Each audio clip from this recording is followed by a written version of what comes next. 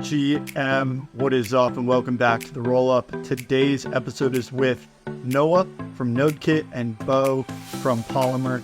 These guys are two absolute gigabrains that are working on interoperability, trying to solve the same problem with two different approaches.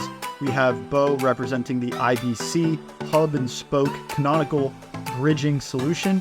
We have Noah representing a more innovative, newer, we'll see if it plays out, super builder approach.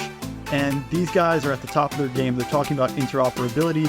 Ultimately, what we find, you guys are gonna have to watch to find out. Before we get into it, first, a word from our sponsors. Enjoy. Everclear is pioneering the clearing layer.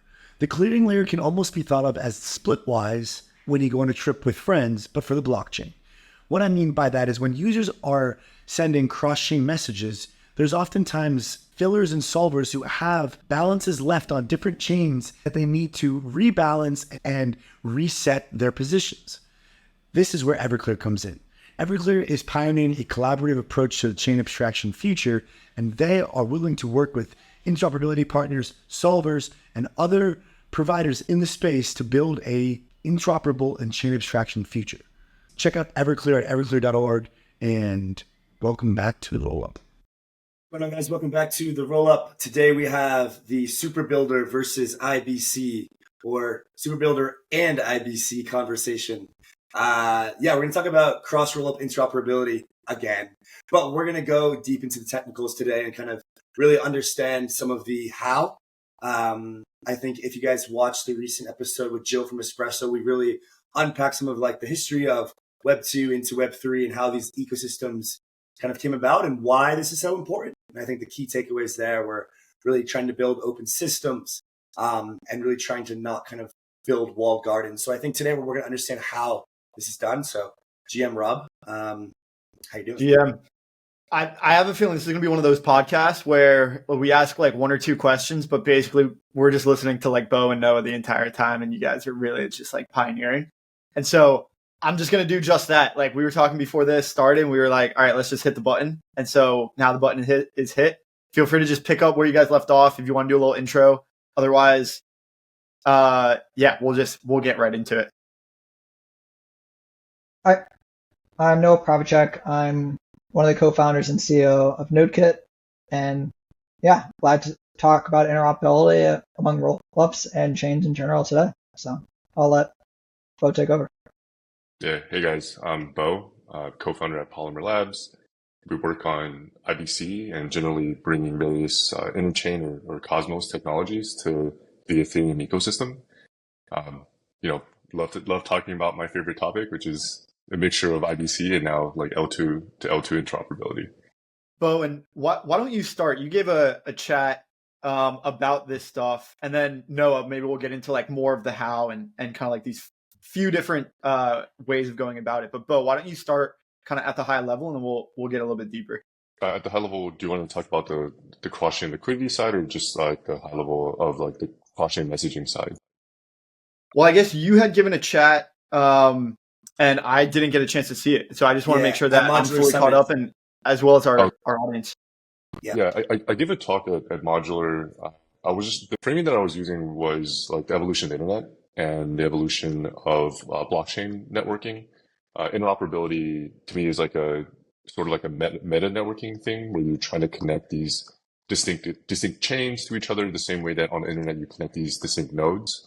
So I kind of walked through the evolution of the internet from the early days where you had ARPANET, you had the evolution of all these like local area networks, which kind of form clusters and devices that are densely connected, and many different companies, where they're working on different kinds of projects, will adopt these LAN or local area network technologies in order to connect their devices for their own ecosystems or their own ecosystem of devices. And you're starting to see that in the Ethereum ecosystem, where you have a lot of these rollup technologies and these rollup ecosystem, which are also creating these densely connected rollup clusters, which form these type of virtual LANs or virtual local area networks. I'm totally making up these definitions. They're not real definitions. And then I came up with like these terms of like virtual distance versus physical distance.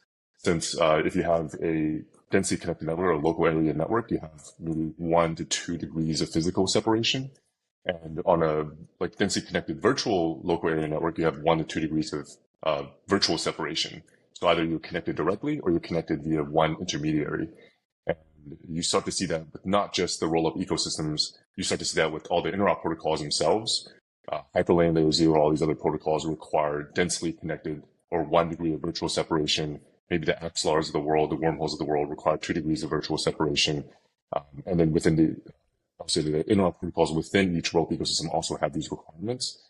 And to me, IBC is the first protocol to enable a wide area network behavior, which is how the internet works today, where two nodes can be separated by these massive physical distances, maybe like many degrees of separation, and still be able to communicate directly with one another.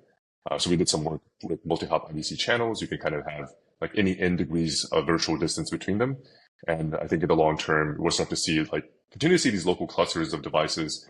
But if you are at home today, or you working out of an office, you have some router in your office, you have some local IP addresses, and your router exposes a public IP for which you can access your network over these long distances. So I think we'll gradually get there. We can kind of talk about how this evolution is happening and what things look like today. Awesome. And Noah, you have a few ways that you're describing. You can build on top of IBC to make it a little bit better, and kind of interchange some of these tools. So maybe you can get into like how you're viewing this, some of the options that are out there now, and how you see best fit combining these different tools for the best experience. Yeah, I think fundamentally the issue right now, like with Rollup Interop, in my mind, is in general there's a lot of different solutions that are trying to go in a lot of different directions. And I don't necessarily think that getting everybody to define a canonical way of doing it, where everybody has to use the same messaging, everybody has to use the same way of verifying, everybody has to use the same bridge, makes a ton of sense. I do think that fundamentally, like because of the way crypto has developed from the ground up, whether it's how Arbitrum started being very much so its own thing versus optimism coming out of kind of the research side of things as well. I think fundamentally crypto has these communities and these cultures that sometimes mesh well together and sometimes don't.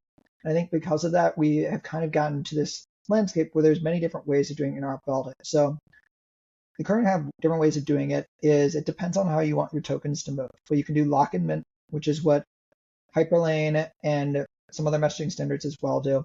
You can do mint and burn, which you need either XERC20s or layer 0 as OFTs, or you need a shared bridge like the Polygon AG layer to do mint and burn, or you can do intent-based bridging such as solutions like a cross. So there's kind of three different ways where you can move assets, and I believe IBC is compatible with all three in that case as well, whether you're doing any of those different things on that spectrum. And I think what really needs to be figured out is how to move data quicker rather than the ease of use on it, because I do think speed kills over time, and that's kind of where we focus on Nodekit, is we're focusing on atomic execution using Javelin, which is a super builder, and we're able to allow for single block communication and single block bridging across different chains that opt into using this super builder. And they don't necessarily have to exist on the same shared sequencer, or they don't necessarily need to opt into like a decentralized sequencer in any capacity. I think fundamentally, like Rollup interop over time is only going to get more fragmented.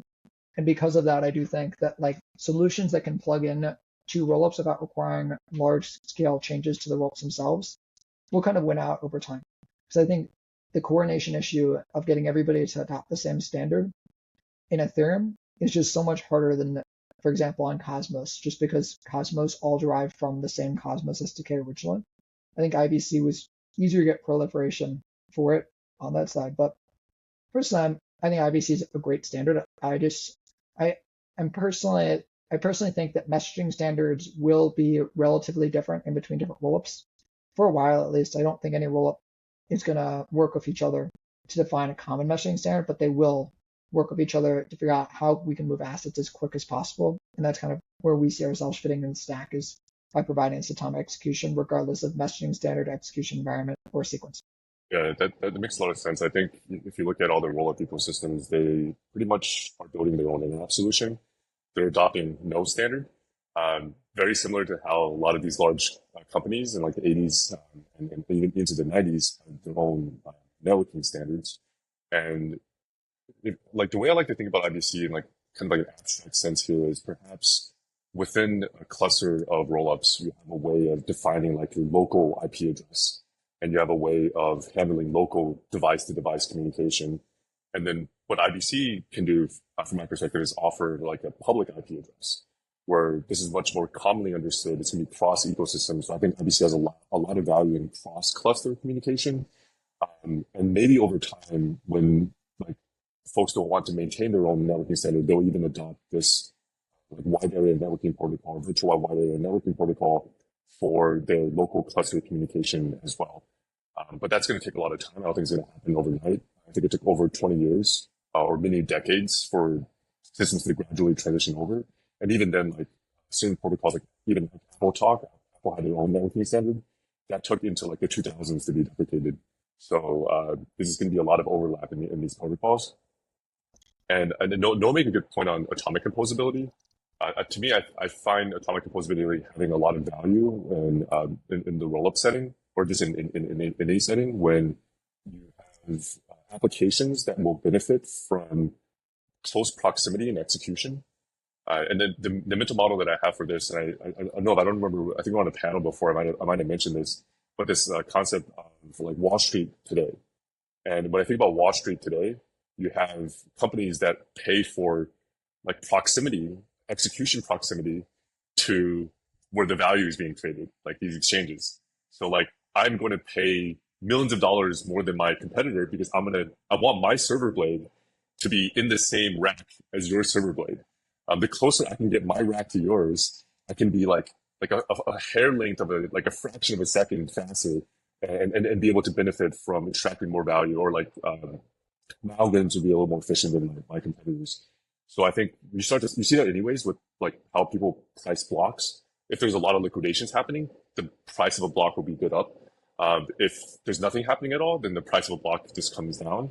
And to Noah's point, I think the densest areas of economic activity will attract additional folks to come in. So that, to me, it's like a snowball thing where like there's some like minimal viable DeFi that needs to be within a certain block space. And now atomic composability with that block space becomes that much more interesting.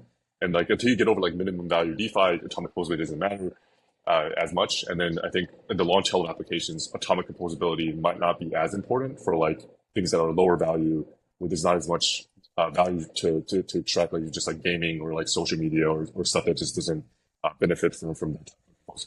Yeah, I think that you touched on a great point there, where I do think you will see people wanting to be like as fast as possible within kind of this like minimal valuable DeFi ecosystem.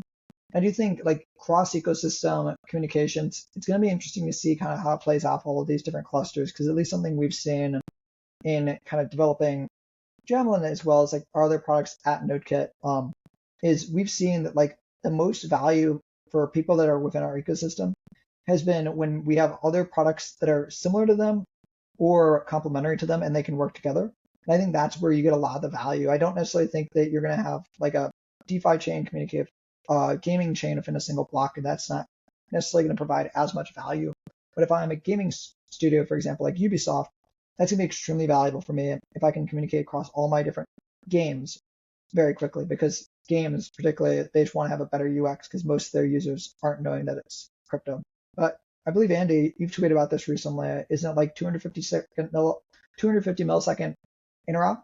Wasn't that what you've been tweeting about lately? I've been catching up on that. Yeah, I mean, that's been my idea. Like, so two things there, and I'll kind of hit on that. And then I want to kind of just come to a consensus on what we're thinking about the key priorities are for intra cluster, kind of interop, and then inter.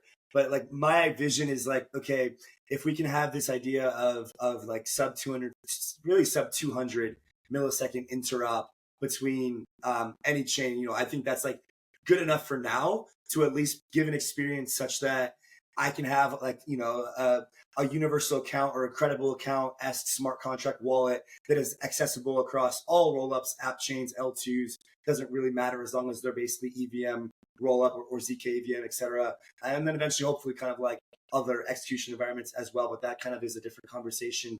I think within the EVM, 200 millisecond kind of asynchronous interoperability on the back end And then on the front end, this kind of like chain abstracted experience is like, that would take us from where we are right now, which is like Ethereum is completely fragmented and isn't composable, to like, okay, Ethereum feels like Ethereum in early 2020 again. So that's like my like minimum viable, like that's where we need to like push for. But I understand like these kind of synchronous composability and these different solutions are even a step further than that. But I also am kind of attributing those to be a little bit more in their, or earlier in their development cycle. So definitely curious to kind of understand if you guys align with that, and then we can circle back to kind of coming to consensus on the best practices for these clusters. Yeah, I can share some thoughts around like maybe taking a step back from the technical details from a product perspective. Like, what does a user expect? I think if we're just strictly talking about DeFi and value transfer, 250 milliseconds is probably like fast enough for most people. But if we start talking about like other types of applications, I know this is a little bit more forward looking. These kind of applications don't exist as in kind of today's world. Like, imagine using a game. If you like need to like make a microtransaction, you want to pay using a credit card to purchase something in the game. Maybe you're like okay waiting like a few hundred milliseconds. But when you're committing game actions and your character is like doing certain things, like you're doing like an FPS, 250 milliseconds between when you click a button and someone gets shot is probably not okay. You're going to lose. That's a really bad ping. So I think to Noah's point about like what can be co-located, what's interesting, like a game studio would want like maybe all of their gaming related things that require like faster interactions, maybe to be atomically composable with each other and create like a cluster. And then outside of that cluster, there may be like a payments like service. Maybe they have the user has their actual funds on a different chain. Maybe there's an NFT marketplace for the in-game items that can also be a separate thing. And now you have this like ecosystem of an application that's also like spread over different parts of the block, spread over different block space. And that block space itself has different properties. Yeah, I tend to agree on that. I think that over time we're going to see this rise of like really application specific and like use case specific, like having a chain. And internally, what we've kind of called it is like a bank chain or like a hub chain where users leave their money on it and exchanges onboard those chains. But if we think there's going to be hundreds and potentially thousands of chains in the future, I don't think you're going to have Binance or Coinbase or any of these large centralized entities onboard every single one of these chains.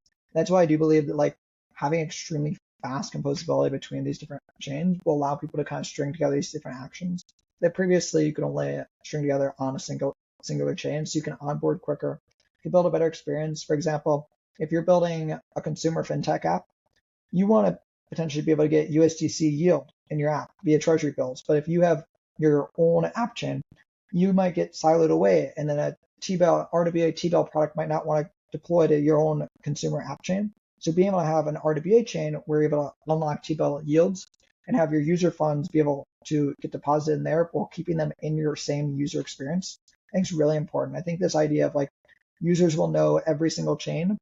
I don't necessarily think users will know every single chain. And I do think we'll see a rise of like utility first chains that developers know, but users don't necessarily need to know, because users don't know every single piece of software that they use in the day to day. Like Zoom could use a completely different video processing software under the hood, and none of us would really notice that much of a difference unless it was worse or better.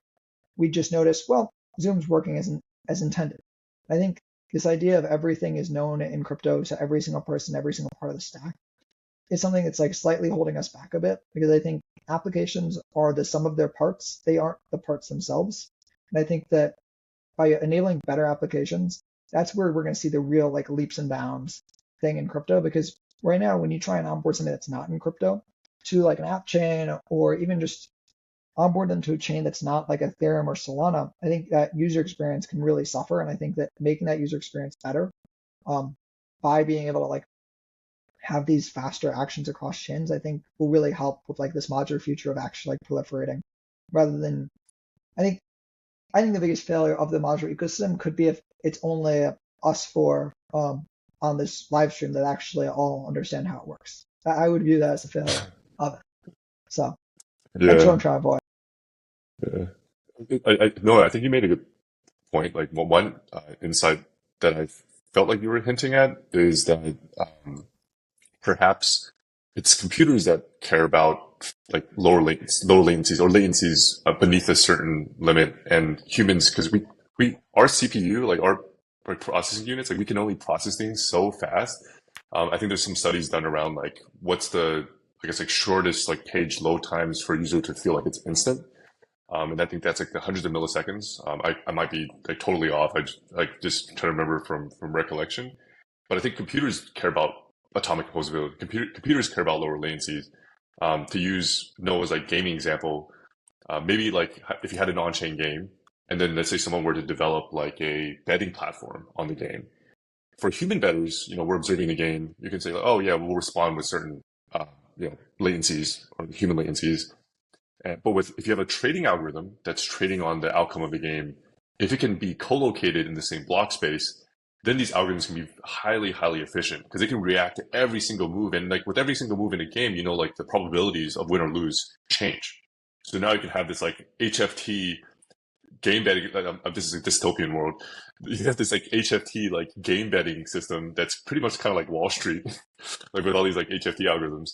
And that's going to be something that folks will want to build and have co-located next to this like gaming block space. Yeah. I think you said the quiet part out loud. Like, humans can only like read so quickly. I think it is like 250 milliseconds. So Andy, totally agree. Like anything below that is fast enough for human users. But what about algorithmic or computer users, as Bo is alluding to?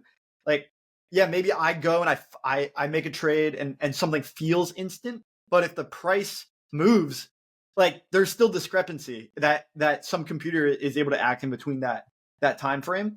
And so there's like user experience, and then there's like application or computer experience. And I think, that's where composability gets like extra important.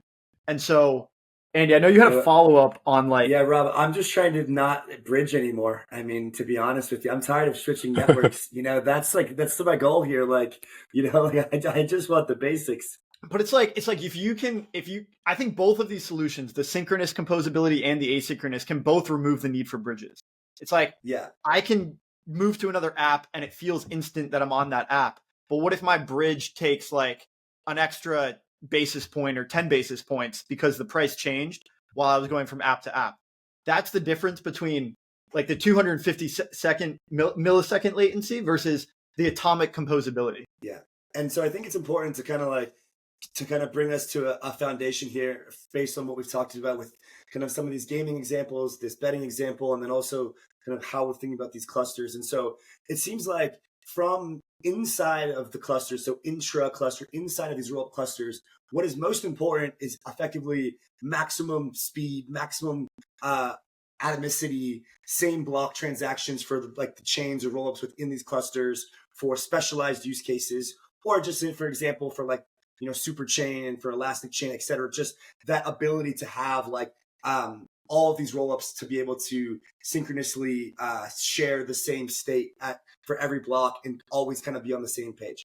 And so perhaps there's a security trade-off there or some sort of trade-off where we can kind of dive into that if that's so. But then for the intercluster, so from between, different clusters, a gaming cluster, a DeFi one, super chain, Arbitrum Orbit, et cetera, what seems to be more important than atomicity is the security of these messages and of these transfers, such that perhaps we'd be willing to accept a little bit more latency to ensure that when I'm in Kansas and I'm sending a message to Florida, that my USPS is getting there and I'm paying for a little extra.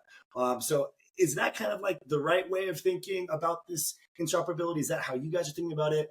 What did I miss, and kind of what can you add there? Yeah, the way I've been kind of thinking about it is for like the longer hop thing is I think at a certain point, async will be necessary. I think synchronous is really something that you can really leverage. I think at first it'll be mostly within a single ecosystem, but we have been exploring how to make it go beyond multiple ecosystems. One of the things that's actually coming out relatively shortly, so I can give some alpha to the listeners on the pod today, is starting now, Javelin will support chains that aren't on Seek. So chains that have not opted into our shared sequencer will be able to leverage Javelin. So they can be a centralized sequencer, decentralized sequencer. They can be on another shared sequencer using base preconfs. Even L1s potentially could leverage it. And we're diving into that. And I think that atomic synchronous composability will really help drive down the cost of bridging. I think at a certain point, ZK proofs become kind of the end game of bridging. But I always think that ZK proofs will need some way of coordinating. And I think that if you can build a coordinating mechanism that works much faster than them currently, and then later on it leverages them, I think that's kind of the true end state for Interop. So I think stuff like the Polygon's ag layer plus a super builder is really where I see the end state of Interop being between most chains. Not all chains necessarily, but I think most chains. I always think that there will exist kind of the Solanas and the Sui and the Aptos of the world that are kind of out there doing their own thing. But I also think that's one of the superpowers of crypto, because you can kind of say, we're going to do our own thing. And that doesn't necessarily mean that you end up with like a worse necessary product. I think that like in traditional Web 2, if you say, I'm not going to use any SaaS providers to run my program, I'm not going to use AWS or Azure or anything, you might cap yourself at like how much you can do without spending an absorbent amount of money. And in crypto, the nice thing is you really don't have those limits. Like you can say, I'm going to go off on a whim and do this, and you can do it, which is a really powerful thing. It really helps the censorship resistance of the entire industry. I'll add on to this topic, since we're on the topic of kind of safety and validity, intra and inter-cluster communication. I think ZK proofs are valuable for validity. Unfortunately, with like even both intra and inter-cluster communication on Ethereum, we also have this issue of reorg resistance. And what are the guarantees around that? Since safety is just one dimension of, validity is just one dimension of safety. I think the formal definition of safety involves a number of things, like data availability is included, reorg resistance is included. There's also like censorship resistance, like liveness, like there's other different properties. I just want to talk about reorg resistance and validity here. So my perspective on, or how I think about what you get with like a single, like inter-cluster over a single sequencer ecosystem is that you have sequencer level guarantees, or that ecosystem will guarantee you safety beneath the like DA threshold. So let's say you post rollups in this ecosystem post DA every 2 minutes. So sub 2 minutes, the safety guarantees of the system are guaranteed by the sequencer and however that is implemented and however that is designed. And then when you go across ecosystems or across clusters, you can go faster than 2 minutes, but you're making an assumption on both of these sequencer guarantees being or playing nice with each other, essentially. And Andy, to your point on, are people willing to wait a little bit longer for better guarantees going from cluster to cluster? Maybe they are. If they're willing to wait like a little bit longer than 2 minutes, then you can have Ethereum level ordering guarantees. Like once DA has been posted, these are much stronger than sequencer level guarantees. So there is like this balance between like what guarantees do you get at what level of latency and who is making those guarantees. So there's like a clear distinction of how this all works. But I think to Noah's point, I think there's going to be like people really going to favor that like really fast, low latency, or maybe even atomic composability intra-cluster. And then inter-cluster is going to be, maybe they'll wait a little bit longer to have these like Ethereum level guarantees. And then from like maybe I'll just use like a real world example here. My analogy is like when you want to enter an ecosystem to use a particular application, like let's say I want to trade on Robinhood, I have to transfer money to Robinhood.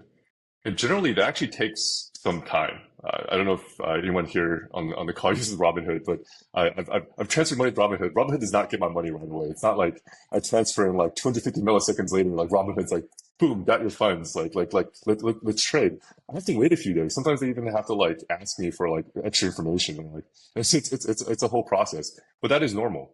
And I think it feels like in Web3, Andy, to your point on like being annoyed at having to like transfer your funds all over the place, it's actually really shitty in the real world too. If you want to go between like different trading platforms, I'm gonna go to TD Ameritrade to like this trading platform.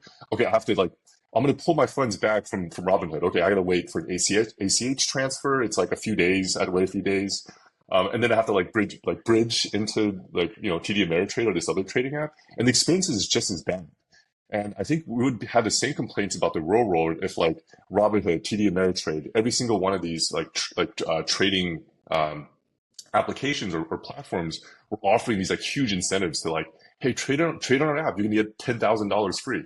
So like if all of them are offering these incentives and everyone's kind of like hustling to like move their like funds around to all these different apps to take advantage of this, people were complaining about the same thing. Like, can we like have a trading app abstraction in the real world across all these different trading apps? Yeah, sometimes you forget that we're competing amongst the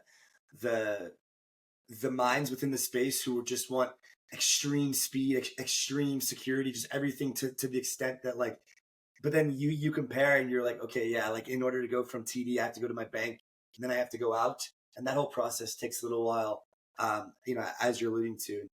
And no, I think that you had something to add there as well.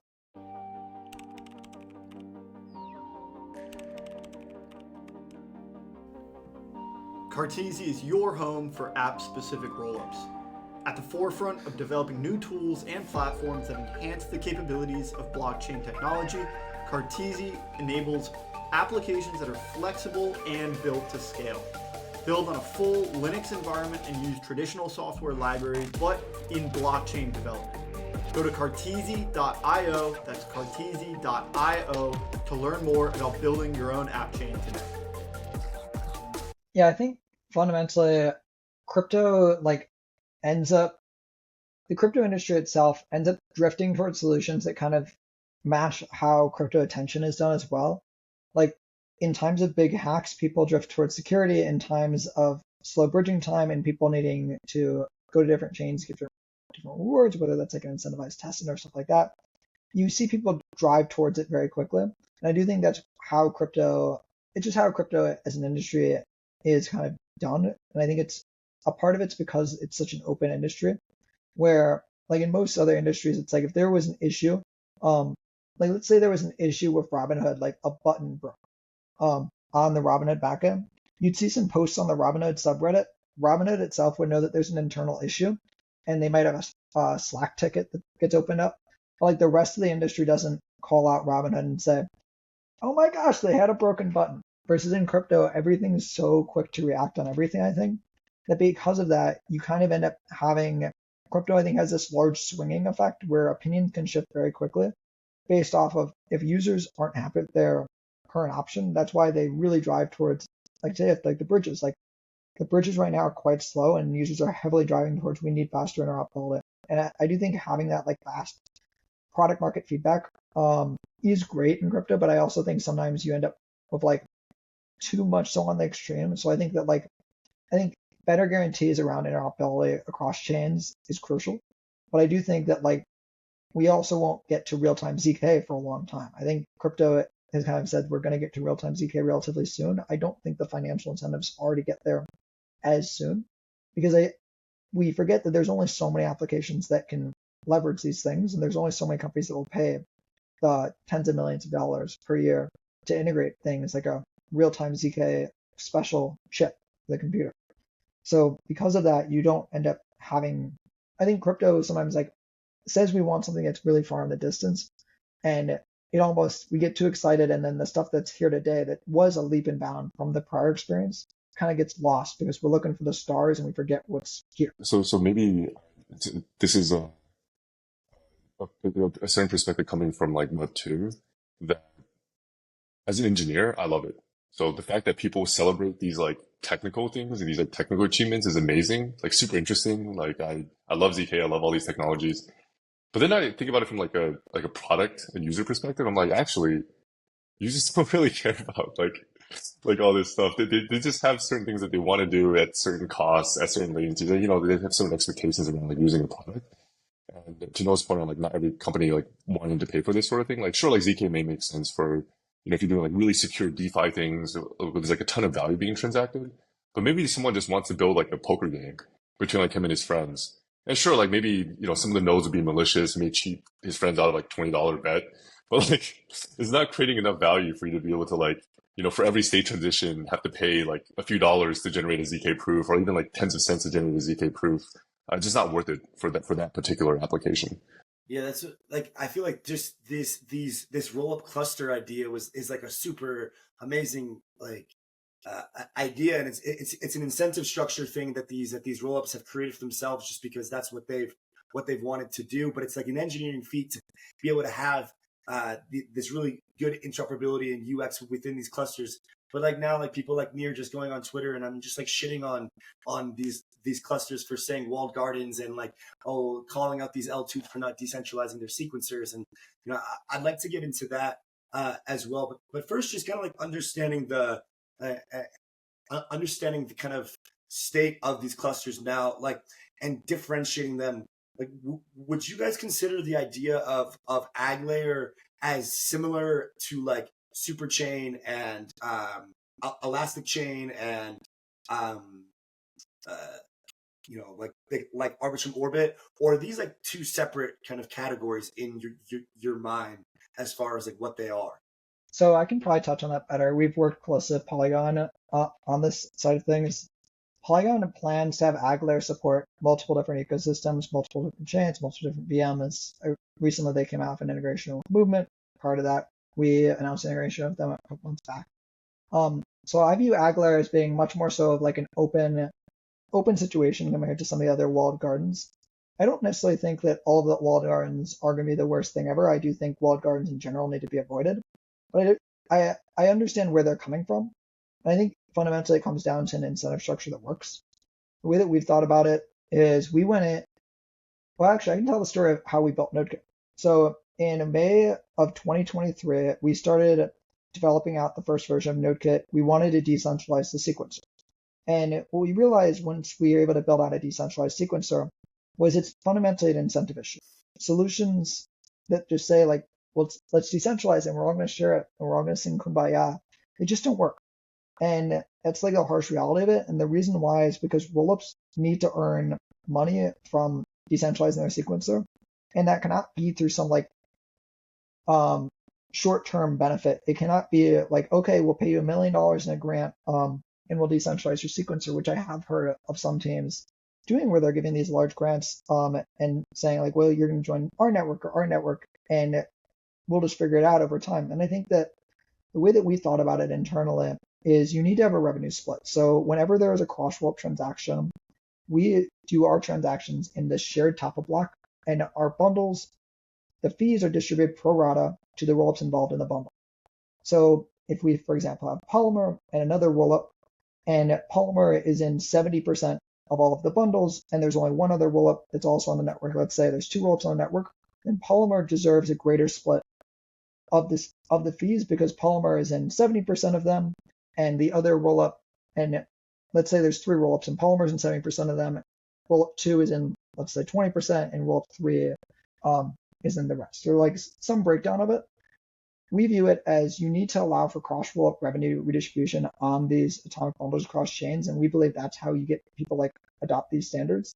I don't necessarily think teams will decentralize and go into a shared sequencer structure unless it meaningfully impacts them in a way where they make more money. And that's why we've seen majority of our customers king for Javelin and want that single block communication and want that atomic execution across chains.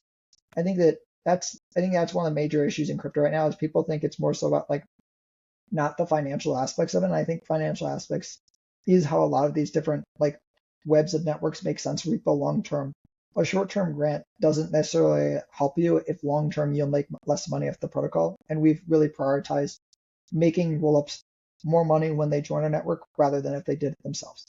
Yeah, that's how we're thinking about it. Yeah, just that, like, it's funny because we kind of framed this initially as like super builders versus IBC, but like those are two fundamentally different things, like trying to solve two different problems. Like super builders go on top of IBC and make it better. Like these are two complementary solutions. IBC is great for async interop. Super builders come in and they can synchronize a lot of that and make it atomic. And so I think at a fundamental level, like both of these are great solutions for their respective problems. It's and then like from IBC's perspective, it's just as mentioned, it's a transfer layer protocol, just a messaging protocol. So it's the advantages that would be like as these traditional networks started adopting IBC, sorry, TCP/IP, not IBC, started adopting TCP/IP. for even local area communication, it started to kind of lead them to be, okay, now it's easier for the developers. They don't have to develop over all these different interfaces. The way you communicate locally, which is highly performant, and the way you communicate remotely, which is somewhat less performant because things are just further away, now becomes similar.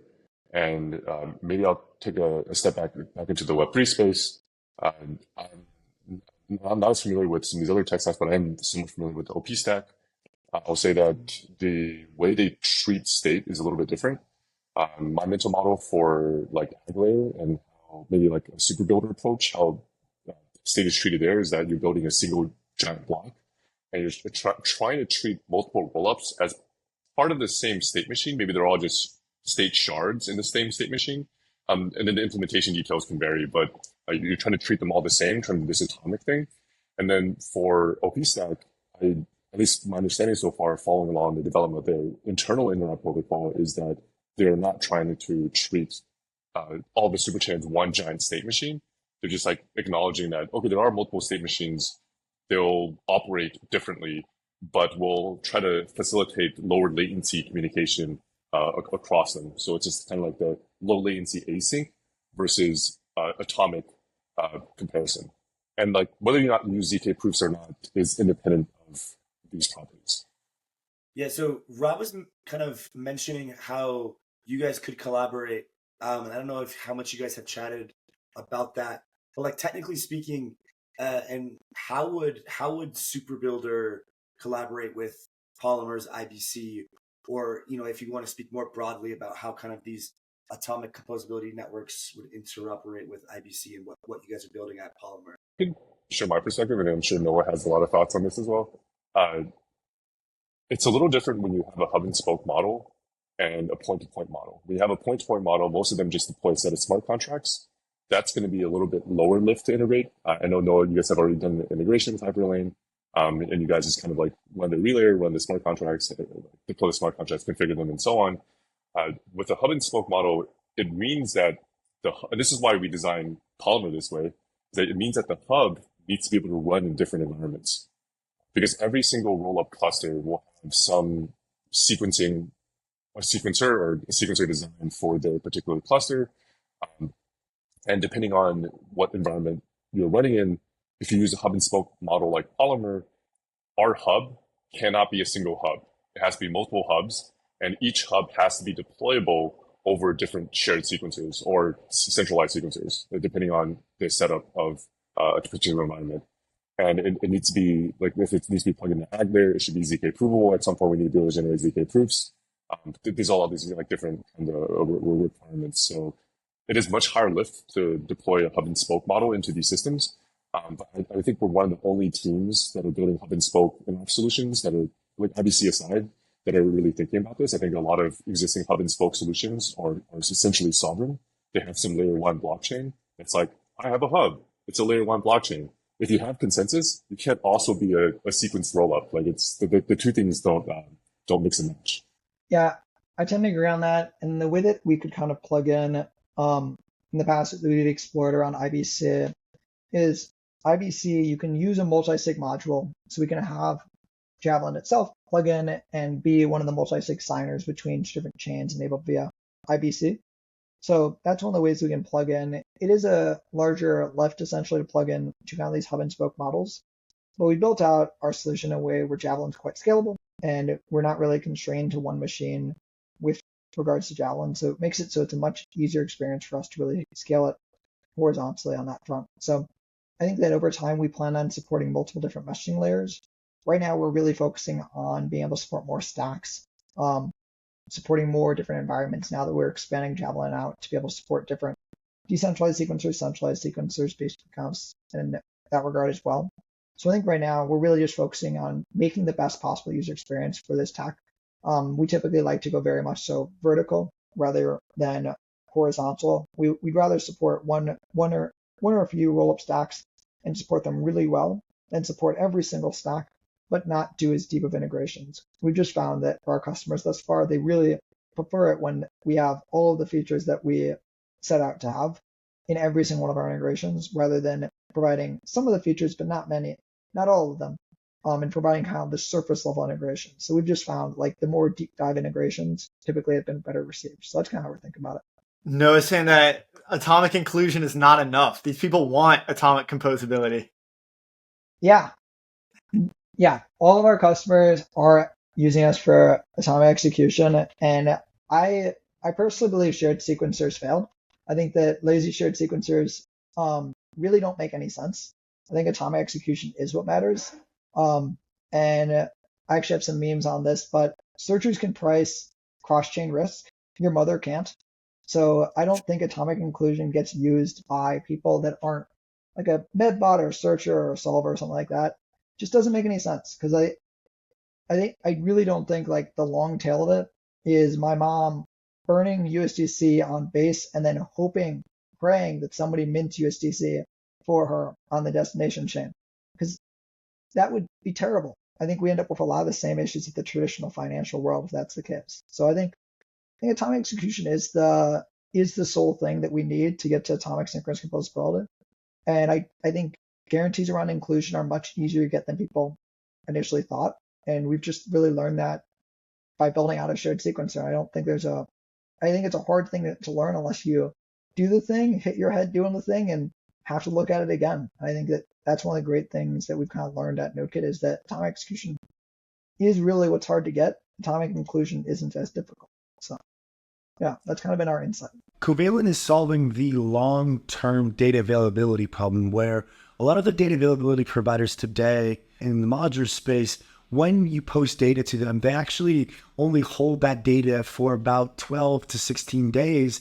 And then it's basically, it can go into an archive node, or oftentimes it's just kind of put away into the abyss. And what Covalent's trying to do is build this long-term data availability solution, which can plug into some of these modular data availability providers and provide this longer-term perpetual data solution. So what we try to think of this as is when you post transaction data onto Celestio or Veil or any of these modular DA solutions or even Ethereum, Covalent is able to provide a long-term data storage and data availability platform for that data after the time period. Blockchains are billboards, not databases, and we need these providers in the space to be able to kind of hold on to the long-term data that is provided from these providers and these blockchain state. This is where Covalent comes in. They just had a nice rebrand. Check them out on Twitter as well as their website. Thank you for being here. Hope you enjoy the rest of the show. Mantle is a layer 2 blockchain with one of the biggest on-chain treasuries in all of crypto, and they have a 100-day campaign called Metamorphosis live now. What this is it is a campaign for their liquid staked ETH token, METH, as well as their upcoming liquid restaking token, CMETH, where you can utilize this token on the Mantle network in a variety of different apps, some of your favorite restaking protocols and DeFi protocols, and earn yields in the form of powder, which will eventually be turning into a governance token. Mantle's been around for a while. We like them because they use their own form of akin DA. They have a good ecosystem and they're growing. So check out this 100-day Metamorphosis campaign and hope you guys enjoy the rest of this video. I think it goes back to the, who are we building for? Who cares about this level of latency? And I think the question folks should be asking is not, is this the UX that, your mother wants? It's more of is this the UX that some medbot or some trading algorithm would want to use? And I think, to Noah's point, I think the answer is yes. You care about atomic execution. You don't care about atomic inclusion as a bot. You want to know that something definitely happened so that you can take an action so that you're guaranteed that your algorithm is making profit. Crypto for your mom and your mom's algo. Exactly. AI agent. Yeah, it's all AI agents now. In the future, it's going to be all AI agents using these protocols, and AI agents are going to love atomic execution. Oh, 100%. And I think that we're going to see the same thing happen that the public markets had, where most volume in publicly traded markets are HFT bots. They're not retail traders. And I do think we're going to see the same thing in crypto, which I'm excited for. No, that heart on your shirt looks like an AI agent. He looks a little drunk, though.